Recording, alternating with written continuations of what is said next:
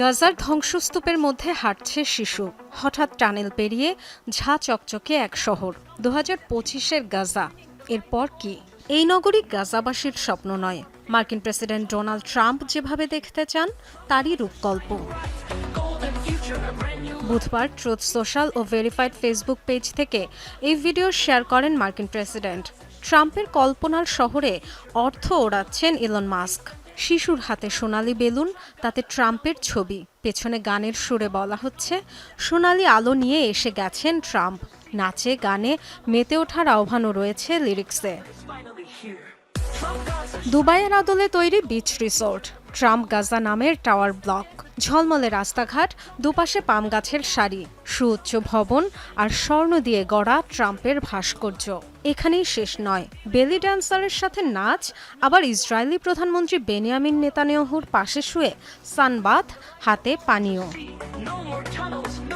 AI দিয়ে তৈরি রূপকথার এই শহর যেন গাজাবাসীর সাথে এক নির্মম উপহাস। বাস্তব চিত্র যে ঠিক উল্টো। ধ্বংসস্তূপের মাঝে বসে ট্রাম্পের এই ভিডিও দেখছেন গাজার বাসিন্দা মোহাম্মদ বদর। 22 লাখ ফিলিস্তিনিকে উৎখাত করে নিজ ভূমের এমন রূপ চান না তিনি। চাওয়া শুধু দখলদারিত্ব থেকে মুক্তি, নিজ ভিটায় নিরাপদে থাকার নিশ্চয়তা। মোবাইলে স্ক্রল করার সময় হঠাৎ ট্রাম্পের ভিডিও সামনে এলো। বাসিন্দাদের উচ্ছেদ করে গাজা পুনর্গঠন করতে চান তিনি। জানতে চাই কেন? পুনর্গঠনে সহায়তা করতে চাইলে স্বাগত জানাই, তবে বাসিন্দাকে সরানোর যে কোনো পরিকল্পনা প্রত্যাখ্যান করি। গাজাবাসীকে সরিয়ে দিয়ে এমন নগরী গড়া সম্ভব নয়।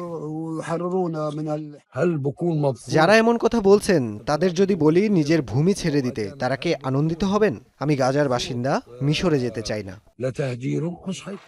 ট্রাম্পের এমন ভিডিও নিয়ে তোলপাড় চলছে সামাজিক যোগাযোগ মাধ্যমেও। এটিকে অসভ্যতা ও ন্যাক্কারজনক আখ্যা দিয়েছেন কেউ কেউ। সোশ্যাল মিডিয়ায় পোস্ট করা ভিডিও দেখে বলতে চাই, গাজার সংস্কার আমিও চাই। এখানকার ধ্বংসস্তূপ থেকে সুন্দর উপত্যকায় রূপান্তর চাই, তবে গাজা তার মানুষদের নিয়েই সুন্দর। ট্রাম্পের ভিডিওর কড়া সমালোচনা করেছে হামাস।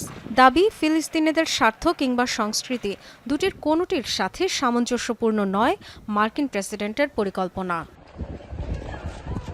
ডরথি দাস্ট্রিন, যমুনা নিউজ।